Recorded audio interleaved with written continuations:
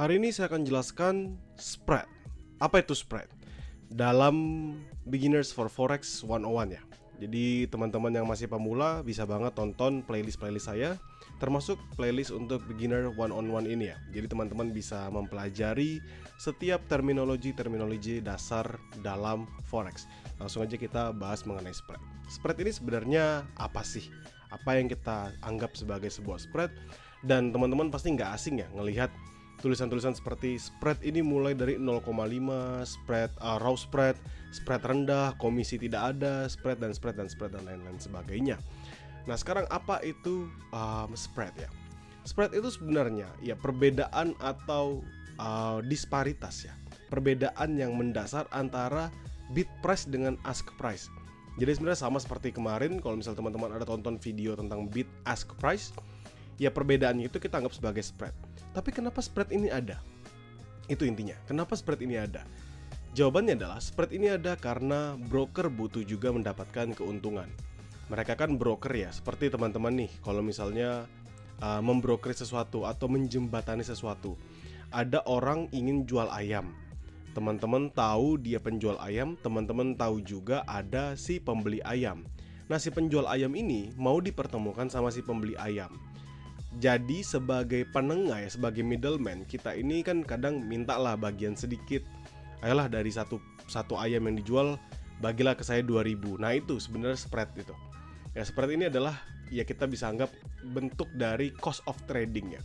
Harga dari trade yang dibayarkan kepada si broker. Makanya broker itu bisa menetapkan spread yang lebar maupun spread yang sangat amat tipis.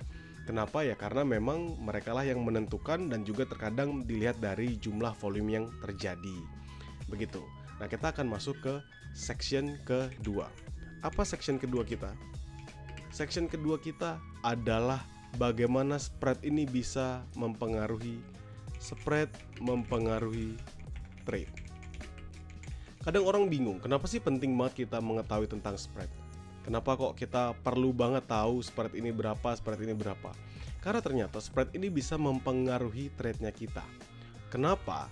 Karena ketika kita trade itu, pertama kali teman-teman entry, misal teman-teman entry di XAUSD, teman-teman mau entry buy, atau misalnya teman-teman mau entry sell. Setiap kali kalian entry, kalian pasti dalam kondisi minus. Pasti. Ya, kalau kalian entry tidak dalam kondisi minus, biasanya dia potong komisi. Tapi kalau misalnya kita ngomongin akun standar aja, teman-teman ketika entry pertama kali itu pasti minus. Kenapa ya? Karena tadi ada spreadnya. Jadi semisal ada perbedaan 5-10 pip atau 10 pips lah kita bulatkan. Jadi ketika teman-teman entry semisal baru masuk nge-buy, teman-teman itu akan mulai dengan minus terlebih dahulu. Sampai kapan? Sampai 10 pipsnya tadi terpenuhi, sampai 10 pipsnya tadi tertutupi. Jadi misal teman-teman beli di harga 5.000, sedangkan teman-teman tahu di harga pasaran saat ini harganya di 5.000, teman-teman mau ngencet buy. Nah, pertama kali teman-teman buy itu nggak di 5.000, tapi di 5.010. Artinya apa? Artinya harga sekarang harus naik dulu ke 5.010 baru teman-teman bisa break-even, bisa nol lah. Dan ke 5.020 baru teman-teman profit Rp20 tadi. Simple ya. Jadi teman-teman nggak perlu pusing lah tentang hal tersebut. Jadi di sini teman-teman bisa mengetahui bahwa penguatan atau pelemahan dari trade yang kita jalankan, mau buy atau mau sell, itu pasti akan dipengaruhi sama spread. Itulah kenapa kita penting banget mempertimbangkan spread ini. Semakin ketat atau semakin tipis spreadnya, atau bahkan ada yang bisa menjanjikan spreadnya minimal sekian atau misal bahkan sampai 0 spreadnya, itu lebih bagus. Kenapa? Karena cost of tradingnya itu bisa dipotong. Nah, semakin sedikit atau semakin tipis spreadnya, itu akan memberikan kita kemungkinan yang besar untuk menghasilkan profit lebih cepat. Kenapa ya? Karena teman-teman nggak perlu dulu tuh untuk nutup spreadnya, baru nanti teman-teman mulai running profitnya.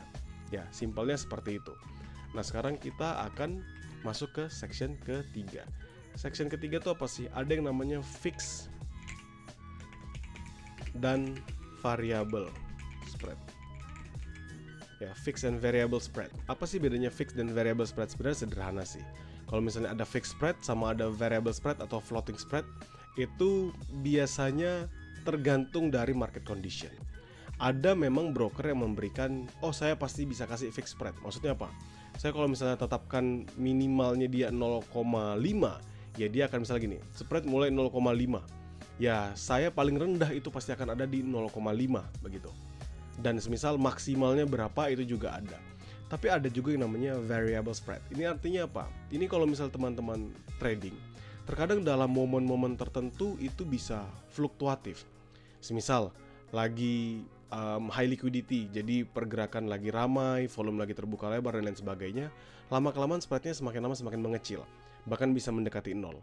Tetapi ketika sudah mulai masuk dalam momen news, atau ada economic event yang terjadi, atau mungkin semisal teman-teman bisa melihat pergerakan yang lumayan signifikan, ya jadi marketnya sepi, volatile, dia atas bawah, itu spreadnya bisa melebar. Jadi trading cost-nya semakin besar. Kenapa ya? Karena tadi ya, ada biaya-biaya yang memang harus dikeluarkan sama broker, dan ada biaya-biaya juga yang harus kita bisa tutupi. Jadi untuk bisa membedakan fixed dan variable spread ini sebenarnya membantu kalian untuk bisa cocok dalam trade yang kalian jalankan, gitu ya.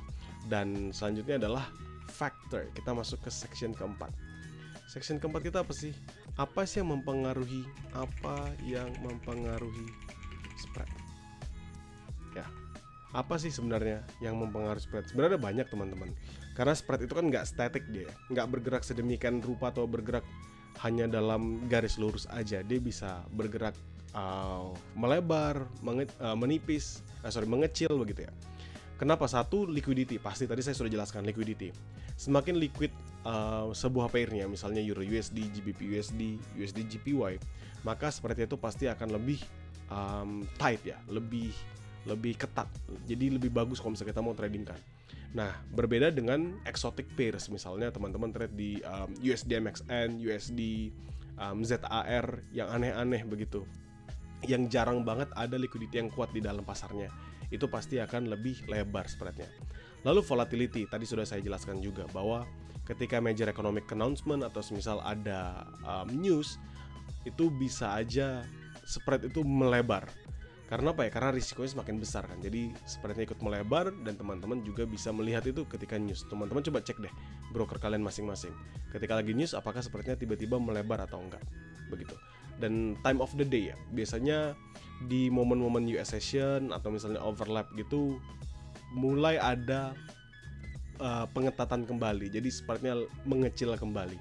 Semisal dari London session kita tahu kan di siang hari ke sore terus di overlap dengan New York session. Nah itu kadang kita bisa ngelihat dari spreadnya itu mulai mengecil. Itu jadi membantu kita dalam trade. Tapi ketika marketnya lagi sepi, misalnya lagi bank holiday, atau misal hanya di Asia session aja, terus kita coba trade di pair-pair yang memang aktifnya ada di London dan juga di New York session, itu bisa berpengaruh juga. Nah sekarang masuk ke bagian 5. Seperti biasa, conclusion. Apa conclusion kita untuk spread kali ini? Ya, conclusionnya sederhana sih, bahwa memahami tentang spread itu penting banget kalian kalau misalnya mau trade di forex.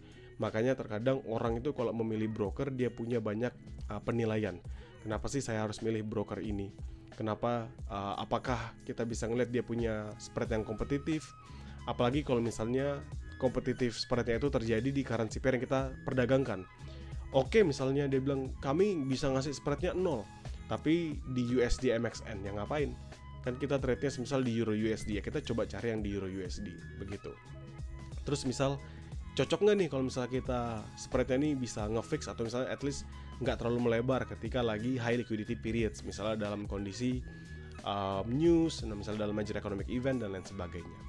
Itu akan membantu kita sih sebenarnya untuk bisa trade lebih baik. Kenapa? Karena spread, sebagai seorang trader, spread itu adalah cost of trading. Itu adalah biaya yang harus kita bayarkan. Mau itu spread, mau itu swap, mau itu komisi, it's totally the same. Itu adalah cost yang harus kita bayarkan. Maka sebagai seorang pedagang, semakin kecil kita bisa meminimalisasi, semakin besar kita bisa meminimalisasi yang namanya risk, terutama juga meminimalisasi yang namanya cost. Itu pasti akan ngebantu kita untuk mendulang profit yang jauh lebih besar lagi.